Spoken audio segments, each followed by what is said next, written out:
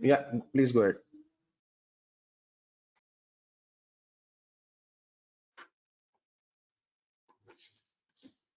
Can't hear. Can't hear you, Kachi.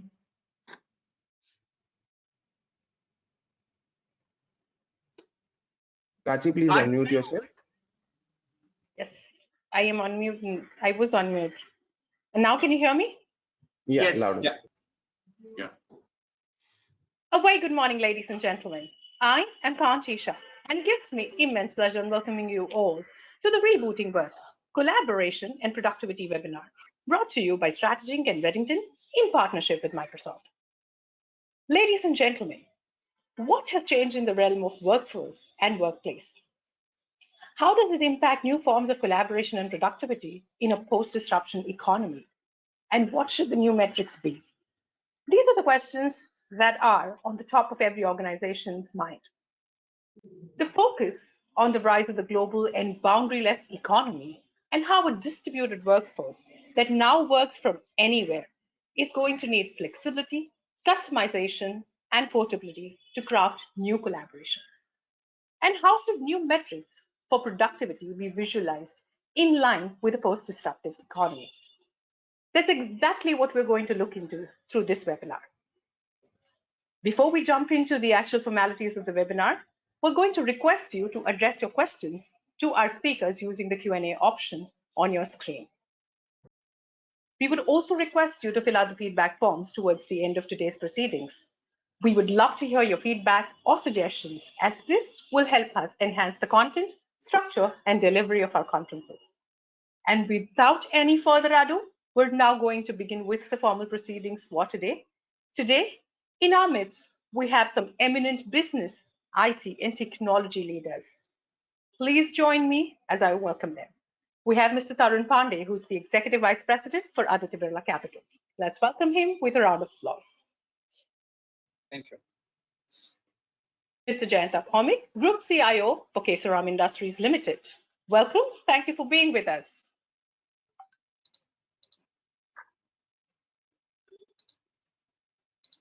Mr. Vineet Puduri, who is the Director for Commercial Category at Microsoft. Thank you for being with us. Thanks, Kanchi. And to lead and moderate the session, we have with us Mr. Barun Lala, who is Advisor with Strategic. Thank you very much. And with that, I'd now like to hand over the proceedings for the webinar to Mr. Lala. Over to you. Wonderful, and welcome all of you. Welcome Jayanta, welcome Tarun, and welcome Vineet. An absolute pleasure to have all of you together in a format from respective places. Thank you all for joining on time. My first question for the day goes to Tarun Pandey, and it follows that considering the recent changes which has happened globally because of the pandemic, what do you think is the future of work look like, according to you? It's no more the future of work. It's what it is already happening. It's going to be hybrid. It's no more going to be, at least for next few years. I don't know. Things keep on. It's a sinusoidal wave which keeps on going up and coming down. But I think organizations and employees both have realized that work happens no matter where they are. Okay, and not everything. Okay, certain core functions might need to be there most of the time, but others can be working from anywhere, and that's becoming an acceptable now. But as we all know, mindset changes take some time. Now what has started also happening is, and I keep on hearing this from multiple people, is that employees are now very reluctant. A lot of employees are very reluctant to be coming to office every day. They're saying, if I'm able to deliver from here and my productivity is much better, why can I not work? And HR is slowly accepting those facts. In fact, a lot of organizations have also reduced their Office real space. estate presence, office space in many places. A lot of IT organizations are allowing people to work from home. It's standard or sort of a guideline to people is that for critical meetings, please be present or come into office once in a while, once in a week. So that's how people are trying to. And technological changes have also helped. Earlier, at least in our country, meetings like these were not very acceptable by people, whether it was customer, whether it was us. But now we have all got used to this now. It has its own pros and cons, pains and gains, but I think that's the new norm where you would be quite flexible in working from anywhere as long as you are loving the work.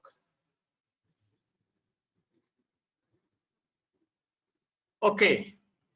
So, the key takeaway from your content, Tarun, is mindset change. Okay, giving up of office space, and even when the companies are ready to bring back the employees, where do they actually come and work from? So that is the two takeaways from me, and the fact that HR is having a lot of thoughts. Coming back to you, Jayanta. Okay, you moved organizations, and you're now part of the Kesaram group. And as you moved, you encountered a boundaryless work environment.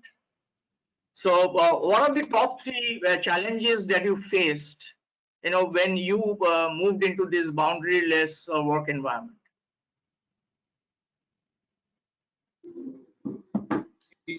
Challenges are many, although the technology changes happen way ahead of the cultural change that we needed to bring in together. As you know, not only in our business or in IT, technology has changed a lot, even with mobile and all the social media on the mobility, with people not having the maturity to understand both the positives and negatives of it. So, well, the challenges are many. While this has brought in the flexibility, the anytime, anywhere access, the agility of making the functional and application access to teams from wherever they are on the move or whatever it is, but that also brings in the challenges of controls and security. Okay, so not only the controls and security for some organizations outside maybe industrial manufacturing, especially in healthcare and BFSI, you would have a lot of challenges complying to the regulatory obligations. Compliance. In maintaining the compliance, maintaining the security, maintaining the all the regulatory controls that are required, not only for the data management, but also ensuring the data which is on the fly. So the biggest challenge is security, and the next one is control, and the other one is the access management.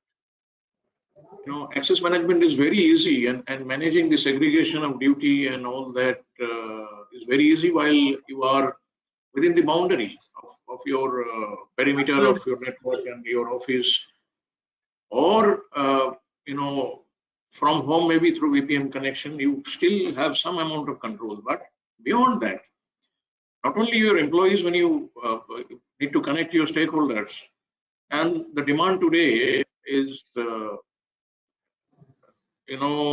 seamless access. Seamless access without controls and authorization and access security has its own challenge, and we are here to balance both. So that to me comes to the biggest challenge to be managed by us IT in order to not only provide the agility and flexibility to the organization, which the companies and management started to enjoy, but at the same time deliver the same agility with security and controls in place, which I think is something that we need to see how we manage that going forward in the months to come, and how the ecosystem and our partners, for example, Microsoft, are offering both the agility and the security balance for us to be able to manage both and have a balanced management of technology adoption. I think you said the context for Vinith's next question. So very clearly from your thought process, a few things which came out is control, security, access, in spite of having the flexibility. So now the difficult question comes to Vinith. I have asked the easier questions to the external CIOs, and I am sure that Vinith will have the next difficult question to answer. So Vinith, what according to Microsoft, or what according to you working in Microsoft, has changed in the realm of enterprise priorities and responsibilities? Oh, I mean, look, the way the world has changed in the last 2 years, we don't have to explain it again, right?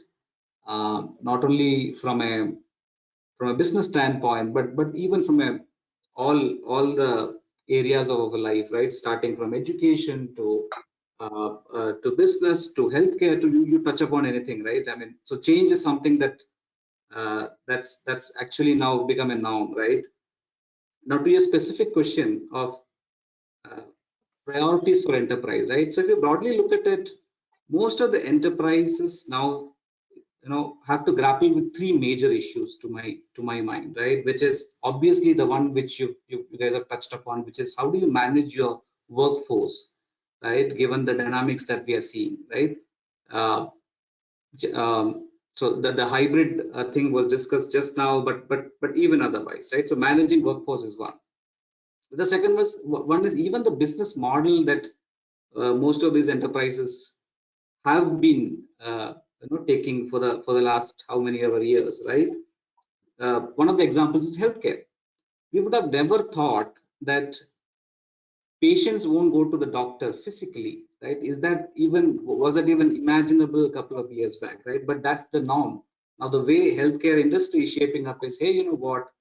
Let's be ready for an era wherein patients come to us only and only if there is a operation required or a place where the doctor needs to touch the patient, right?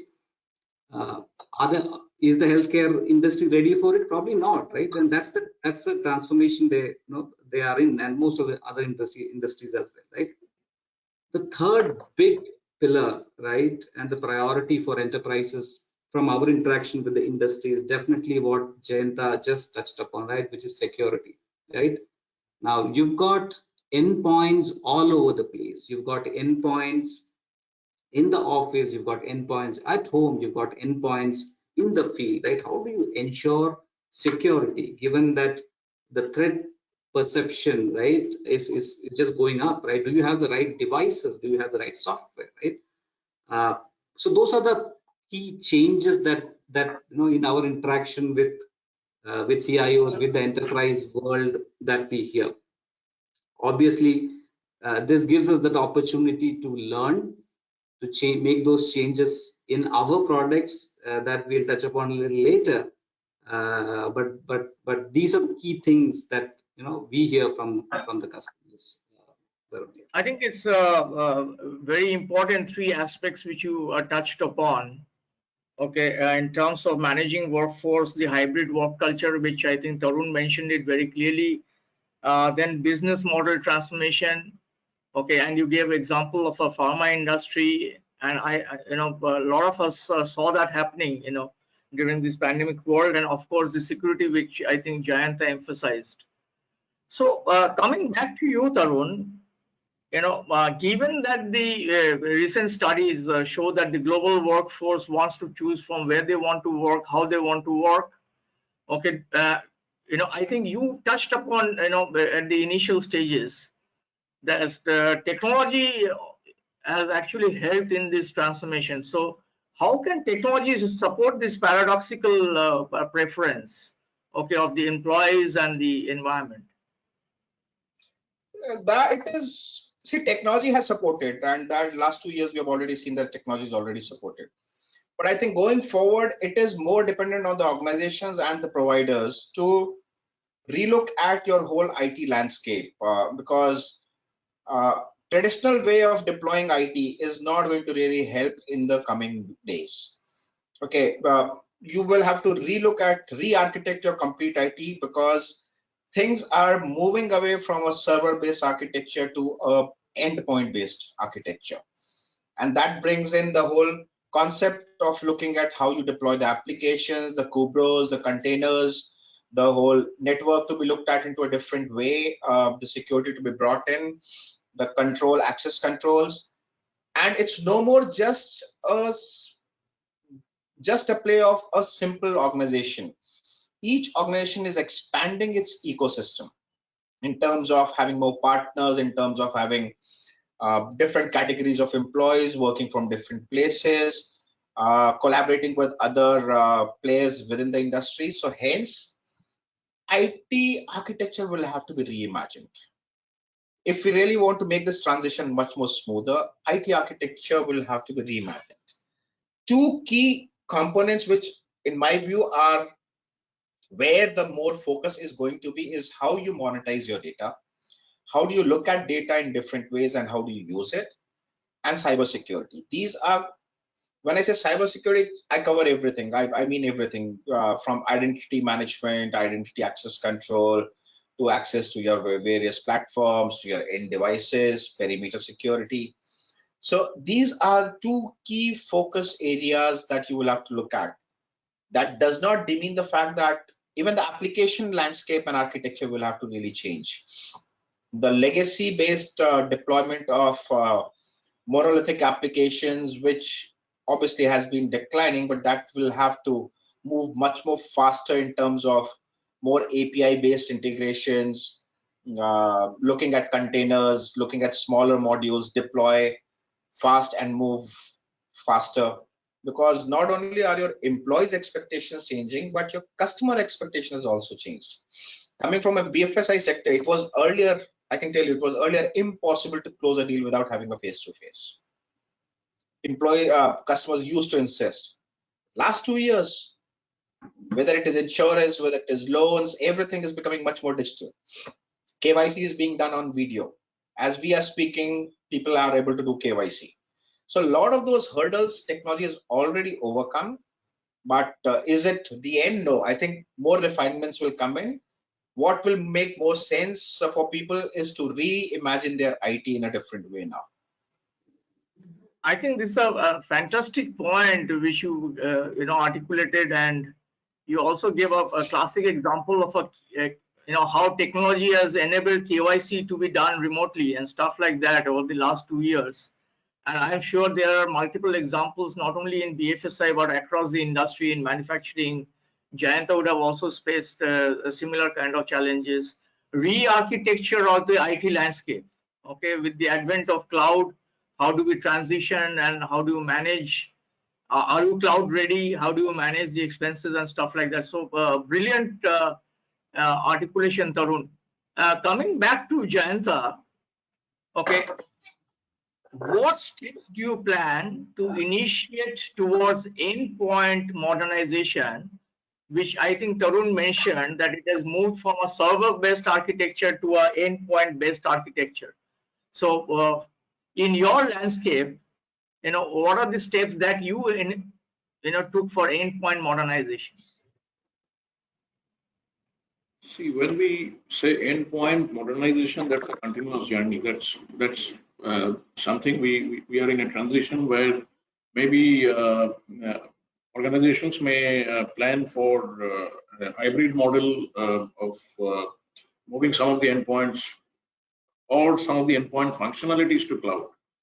But for that to happen, you need to also look at your landscape and at least look at standardization across the organization, across. And in an industrial manufacturing, you need to understand that there are huge differences in mode of operation between the plants and the offices and the typical urban offices. So you need to also look at that, and if you rather need to move to a hybrid environment between cloud and on-prem. So for that, you need to understand how the entire landscape will operate.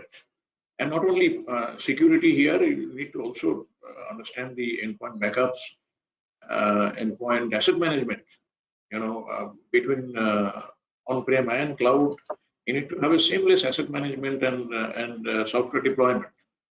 So if you can look at it end-to-end management and automation around this the entire landscape, this is a multi-year or rather probably long-term plan where we need to understand how the roadmap would be, and without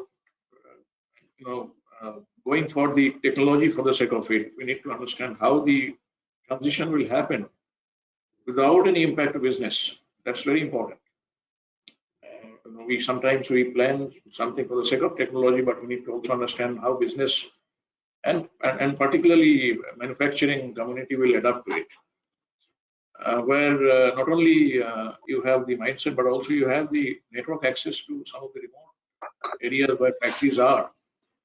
So at times they sometimes work within their localized network and they're fine with it.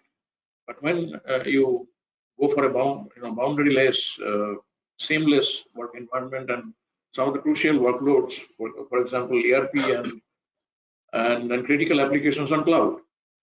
And then if you look at the endpoints also to be in a hybrid mode, you need to look for a drastic modernization of infrastructure. The infrastructure down the line has to also undergo sort of transition, migration. So it's a multidisciplinary plan, multi-year plan. So that's how overall I look at it. I think you brought up a very important point. IT roadmap. You mentioned it, very softly. You also mentioned that it is not a it's a continuous journey and it's not a one-time decision. Okay. Third thing we said is that one is to take a holistic end-to-end view. Okay, rather than taking a pointed view of just security or just mobility or just cloud. It has to be in all pervasive decision-making cycle. And not only endpoint modernization, but associated network access issues, everything needs to be sorted out. I think it's a brilliant discussion that we are having, in terms of what are the typical customer challenges happening in the BFSI sector, and I am sure Jayanta would have going through a transition because of manufacturing 4.0. So coming back to you, Vineet, what is your or Microsoft's recommendation or point of view with respect to endpoint modernization as the needs and demands from the customers, change with this hybrid landscape?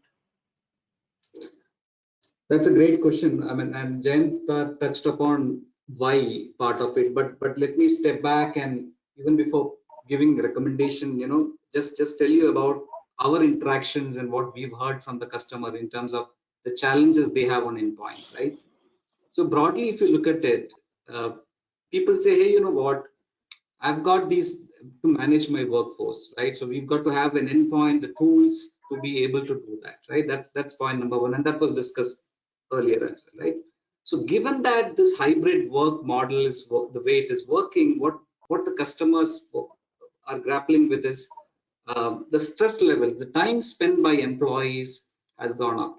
That means how do you alleviate the stress level and the cognitive load on each of the employees, right? Just wearing the hat of ensuring the employee well-being, right? The other piece, obviously, we discussed is, okay, how do you now have collaboration between these employees, given the scattered nature of the workforce that we have, right? And the last piece which Jayanta and Tarun touched upon is the entire point of security, right? So those were the key challenges that we heard customers tell us, right? And basis that, probably I'll now get into the recommendation piece to say, hey, you know what? Do you now, with those challenges, have the endpoints, right, which work well to address these, right? And that's how we typically start our conversation with customers, right? And typically the answer is, hey, you know what, we've got some infrastructure which is ready, but not fully ready, right? Now, and given the and speaking from a Microsoft point of view, the philosophy that we've been following all through has been to empower every company, every organization, and everybody on the planet to do more, right? And the feedback that we captured from the customers led to what we've gone ahead and created during the pandemic, which is our new operating system, right? Which is Windows 11 and the Office Productivity Suite of 2021, right? Now, again, going back to the question, I think all CIOs and CTOs need to ask is, hey, do I have the right infrastructure, right endpoint for these 4 pillars or the challenges, right? If no, right, what is it that need to be done? But there are 2 critical things that the enterprise community has to be aware. Is it's super critical we have the right operating system which ensures security of all your assets, right? We touched upon it. Super critical, have the right OS. And if you have to do that, you've got to have the hardware beneath it which is compatible, which is also secure, right? Super critical that enterprises be aware of it. Most of them are, and any decision that of purchase that the enterprise customers takes has to be based on the 4 pillars I just mentioned, right? And security definitely leads the pack there. I think you brought away 2 critical points to take away from this conversation. One is effective collaboration in a hybrid environment. I think that is one. And second thing, which becomes very critical is in terms of choosing the right OS and the associated hardware infrastructure to go with this right OS. So those are the 2 key takeaways. Coming back to you, Tarun, how important is digital transformation in ensuring that businesses adapt to new normal and ensuring an engaged, collaborative, and productive workforce? This is just a precursor to what Vinit just mentioned. I think there is no more a question on this. Digital transformation has now seeped in and it is there. Okay, all the examples that we talked about are actually transformation examples. So there's no doubt about this that digital transformation has to be done. But digital transformation is no more a buzzword. It's not just making things automated. It's just not making things available anytime, anywhere. I think what it also requires more is the whole cultural shift of the organization, because when you're talking about a digital transformation, you are making yourself available to the customer 24/7 for his servicing needs, for his transactional needs, for new requirements fulfillment. And for that, you have to move away from the culture of 9 to 5 or a brick and mortar business. So you have to change your processes. You have to transform the organization to be available to the customer 24/7. Because the biggest impact of digital is access anywhere, anytime. Okay, and if you're talking of that, it requires you to be available to be responding back to the customer, whether he's your end consumer, whether he's your customer. So that's the shift that organizations now have to undergo. People have started that. Trust me, it's not an easy journey, because that would require changes in technology, changes in processes, changes in the mindset. But I think that's a journey which has already begun. Partners like Microsoft and others obviously are helping in the whole digital transformation, but it is marrying all the 3 things: people, technology, process, mindset, 3-4 things that will only help you.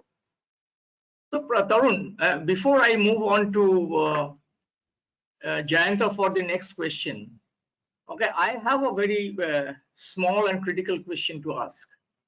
Okay, we are all aware, both from the OEM side as well from the customer side, that people, process, and technology are the 3 pillars.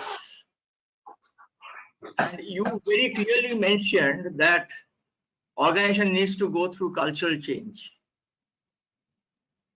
I want to ask you a very debatable question. Do we have the right people within the organization to adopt to this digital transformation? Do we? No. Answer is no.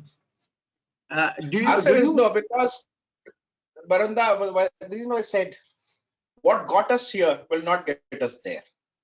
Okay, new thinking is required. So does it mean that everybody's redundant? No, everybody's not.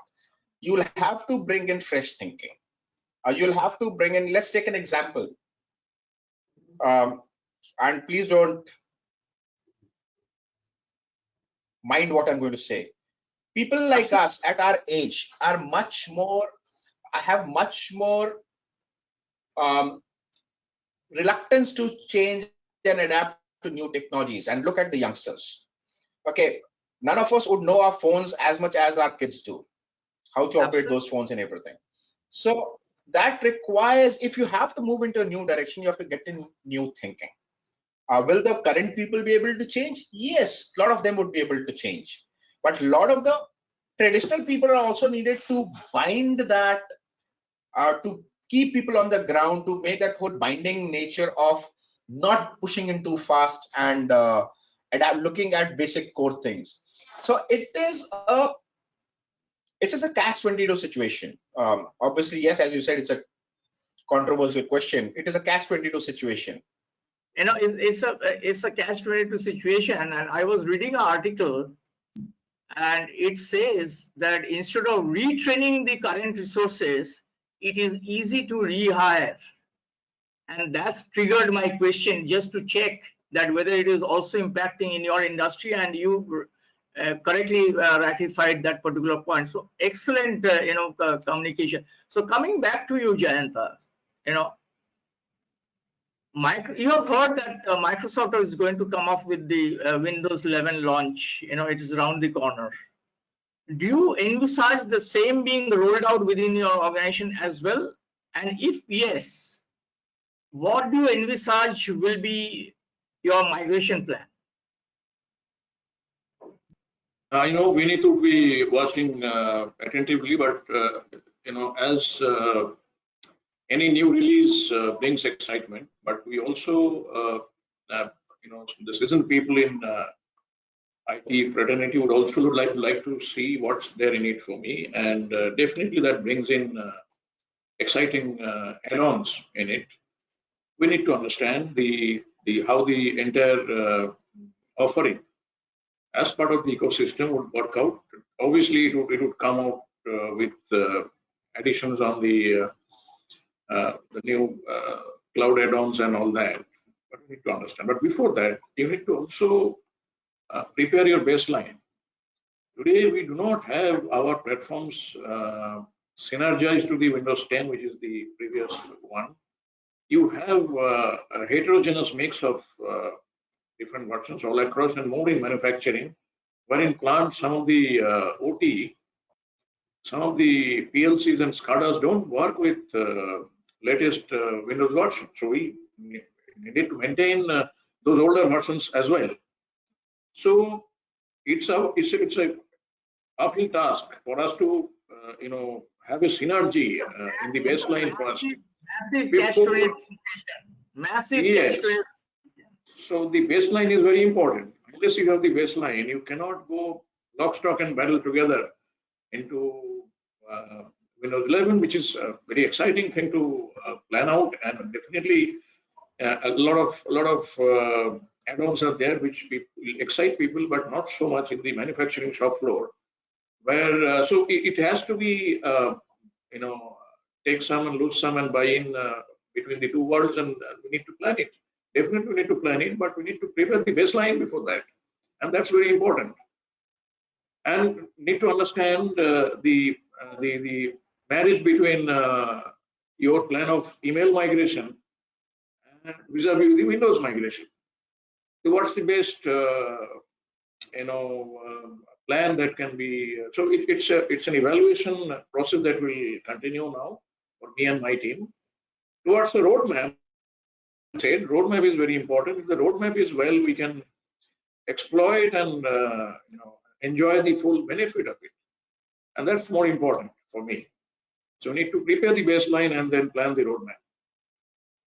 I think Vineet, having handled the manufacturing vertical for a good many years, I can understand what Jayanta is going through with very definitive hybrid environment, or I'd say heterogeneous PLC and SCADA systems, and they have their own unique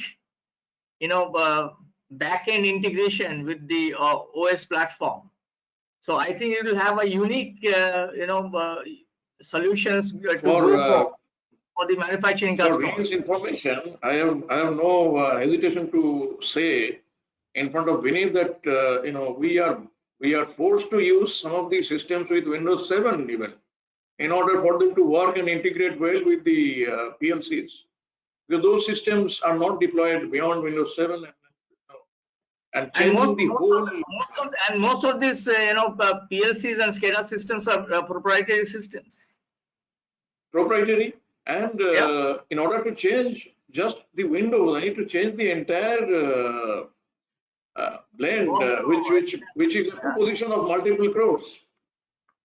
Absolutely, I think it's a. And the OT people would not like to change their system too easily. OT people are normally averse to quick transformation. They want to, that's a major change for them, and they will not change anything for the change of IT. Something changed in Windows, they don't care. They don't care. Absolutely, they don't care.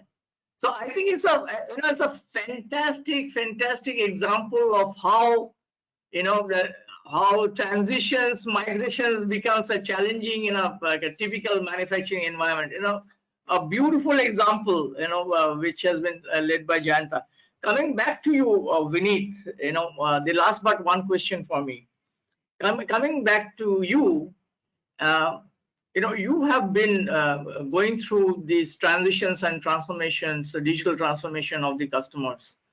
Okay, given that we have 3, 4, 5 minutes left for our discussion, can you share with us some success story where you have had business continuity as a environment, and which has led to incremental revenue for the customer? If you can share with us some success story. Well, absolutely. I think Jayanta made a very valid point in terms of the transition phases of for different industries, right? What we typically and a valid point in terms of the roadmap. So what's critical is all the organizations have a clear roadmap of how they want to lead their journey in digital transformation phase, right? You've got some industries which adopt faster, maybe an IT, ITIS. You've got some industries with legacy apps, legacy issues to solve, may not transition fast, right?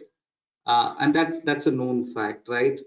But I think it's critical, and that's why we talked upon it. Is, hey, you know what, you've got to understand your strengths as a company and as an industry, and then juxtaposition it to say, hey, you know what, this is the way I'm going to transition my IT infrastructure in the coming years, right? So very valid point there.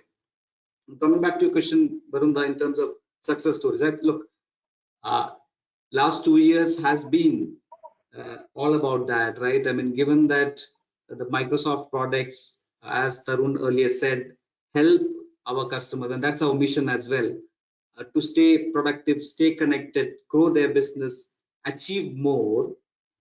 It has touched everybody, every organization, and every person, right, in the last 2 years. So in that sense, we are happy that we've been able to contribute to the society. There are multiple examples, but if I have to pick one, right, one of our leading apparel company, right, had a business problem. Their problem was, hey, you know what, given the new norm, we're not really able to understand the clear customer interaction that our team is having, right? The other problem they said is, hey, we don't have enough data to kind of say, hey, you know what, this is the SKU, is the SKU there available at the right time, right? The business processes were obsolete, they were inefficient, right? So these were the 3-4, and this is a leading brand in India, right? Who came up to us and said, these are the 3-4 business challenges that we have. Now, as Microsoft, do you have a solution to this? And that's typically how we approach most of our customers, right? Try to solve their problems and just push our product to them, right? And yes, we did, right? I'm talking about our solution of Dynamic 365 here, which essentially gave them a 360 view of the entire customer interactions that the team has had, right? Which means that helps them analyze a little bit more. We, in our Dynamic 365, have enough and more reports which got generated, insights today, as Tarun earlier mentioned, data is currency, right? Which was very helpful. Another critical point, and this again for Jayanta and the manufacturing kind of industries, it's critical you have your business processes automated, right? And being the latest. That's something we helped with, right? So to Varunda, look, there are multiple examples how technology has and Microsoft has played a part there, but obviously the larger technology has helped people scale their business, drive their revenue, stay productive, reinvent their model, and then I'm sure, given the way things are shaping up, that's going to be the norm in the future as well. So my last question, before which I'll give the flexibility to Tarun and Jayanta to continue with the call, or they have the flexibility to drop out, and I will have a question and answer session with Vineet.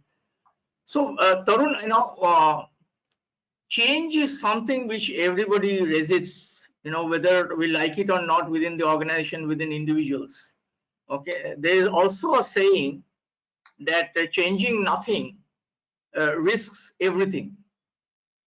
Okay, so I just want to hear out from you that how important is it to have a relook into the upgrading of the existing IT infrastructure, and how often, and what is the best practice in a BFSI environment to refresh your architecture? How often do you do that, and what is the best practice? It's human psychology to resist change, Varunda, and all of us are resistant to change. Okay, because as human beings, we get into a comfort zone, and okay, it's happening, so nobody wants to disturb that. But when you're talking about technological change or refresh or updates, I think it is critical because the world is changing. The hackers are becoming much more intelligent.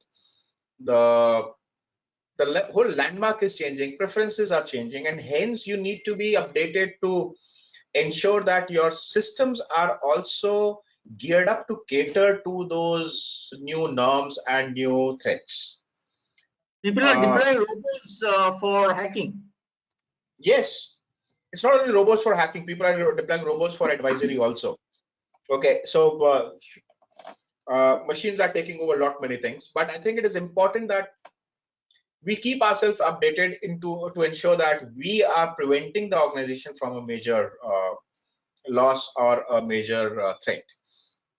But that's a very tricky question or an answer. Is simple reason that I'm saying is we customize our applications to such a large extent. Okay, that upgrading becomes a challenge at a lot of times.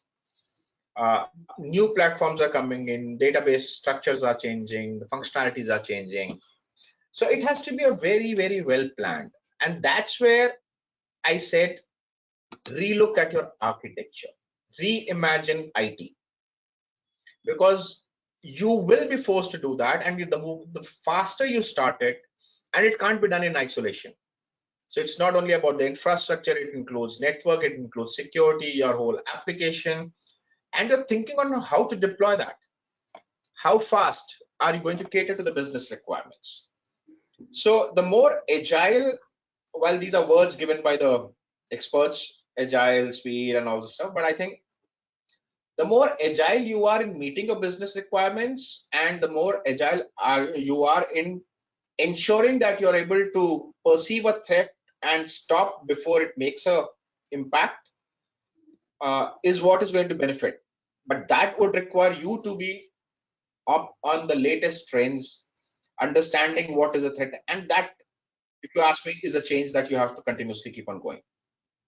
I think it's a fantastic discussion. So I leave the option to you, Tarun, and to Jayanta. If you want to continue with the session, you're most welcome. If you are hard pressed for your other commitments, you can log out of the call. But as a moderator for the event, I leave the choice to you. So coming back to you, Vinit, we get to hear that Windows 11 is round the corner. Okay. So what is your go-to-market plan, and what is it that the customer should be aware about, about the Windows 11? What are the critical points that we need to be aware about? Look, Windows 11 has been launched, right? It was launched in October. It's launched with a big bang, obviously, in the consumer space. As we discussed, enterprise takes time upgrading, right? So it's a free upgrade. To start off, how can enterprises move to Windows 11, right? If I have to answer that, it's a free upgrade from Win 10 to Win 11, right? So what happens if somebody has a Windows 9 or a Windows 8? What happens? So we had Windows 8, we've got Windows 10, we've got Windows 11, right? Windows 7 also is there, right? The upgrade path for Win 7 to Win 10 was already given earlier, right? Okay. The current upgrade path is from Win 10 to Win 11. Okay. But the problem is, not the problem. Again, this comes to that security discussion that we already had, to say, hey, you know what, the hardware beneath it also needs to be more secure, right? Yeah. Can you elaborate a little bit on that? Yeah. So there is a minimum hardware requirement now we have, right, which is a processor requirement, which is i8 and above. Sorry, 8th gen of Intel processors. So there's a list of processors, right? So you got 8th gen. So if I have a laptop or a desktop which is a 7th generation Intel processor, so I need to upgrade it to generation 8 processor. So processors can't be upgraded, right? What happens is, if your laptop is, say, for example, not an 8th generation Intel or the latest AMD laptop, that laptop cannot have a Windows 11 operating system. Right. You can continue with Windows 10. Windows 10 is going to stay for longer, so it's going to be multiple operating systems coexisting, right? But if you want to go to Windows 11, there is a minimum hardware requirement, okay, which is you've got to have a processor of 8th gen and above, which is you've got to have a TPM 2.0 in your laptop. These are all security features that has been emphasized on, right? And going back to the point we discussed, how important it is to, in this today's world, to have a secure PC. All that we've done is to ensure that the endpoint is much more secure than earlier, right? So two options. In that case, you've got, for devices which can be upgraded, you have a free upgrade path available. For devices which can't be upgraded, there's a device refresh that needs to be done. So you have to buy a new laptop for the employee, right?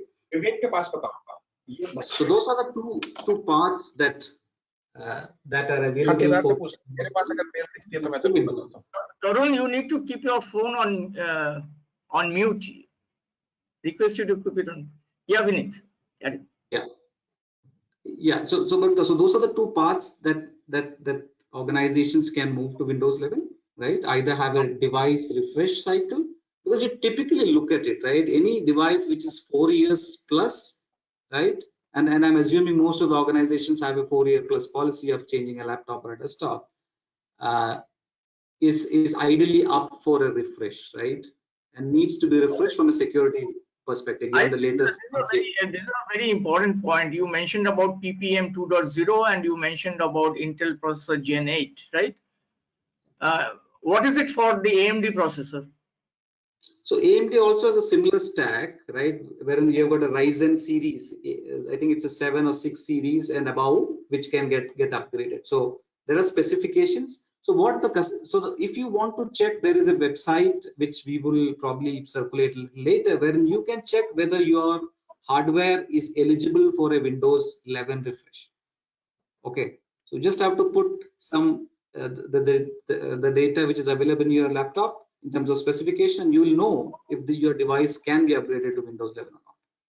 I think by default, since Jayanta and Tarun comes from very large enterprises, I think if there is a docket, okay, in terms of migration to Windows 11, do's and don'ts, I think if there's a standard docket which has not been circulated as yet, you may like to share it with them as the first proof point. And then as we go to the other speakers or other customers, who are there on the call, possibly we can make available to them. So for all the customers, okay, who have joined today's call, if you have any specific requirements, please reach out to Vineet, okay, and we'll be happy to share with you all the documentation, whatever is required from the migration viewpoint for Windows 11.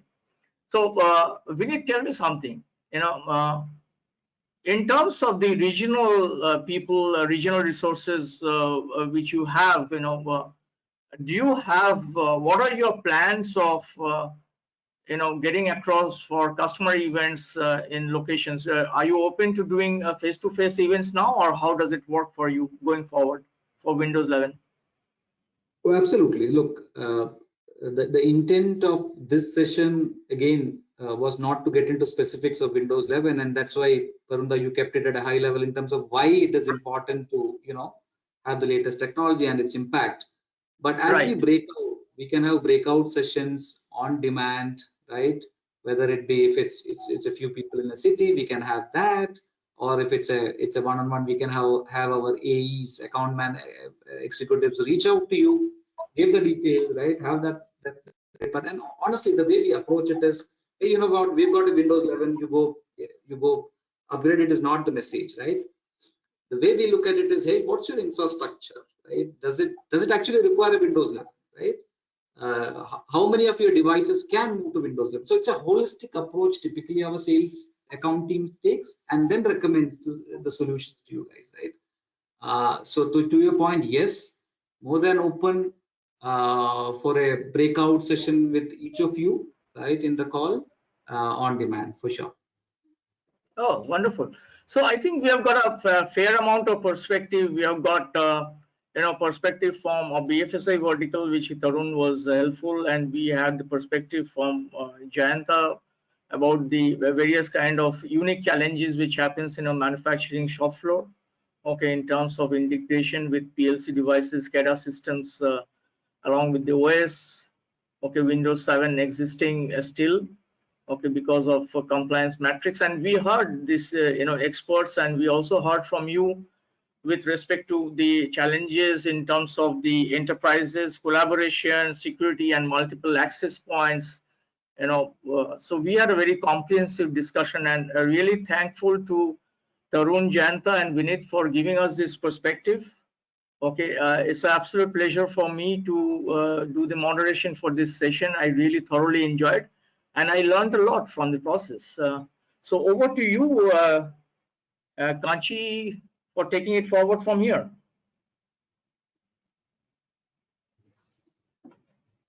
Thank you very much. Thank you very much, Mr. Parun Lala. Thank you, everybody, for your inputs to the session. Mr. Tarun Pandey, Mr. Jayanta Bhaumik, and Mr. Vineet Nambuduri. Thank you very much for that engaging and encouraging discussion. Ladies and gentlemen, I hope that you found the Rebooting Work Collaboration and Productivity webinar informative and insightful. We'd once again like to thank all of you for joining us today on behalf of Strategy, Redington, and Microsoft. I would also request you to please take a few moments of your time and fill in the feedback form. Please do feel free to mention any recommendations or suggestions that you have. This will help us enhance the content, structure, and delivery of our sessions. And with that, we look forward to seeing you at our upcoming conferences. Until then, stay safe, stay healthy, and do enjoy the rest of your day. Thank you. Thank you so much. Thank you very much.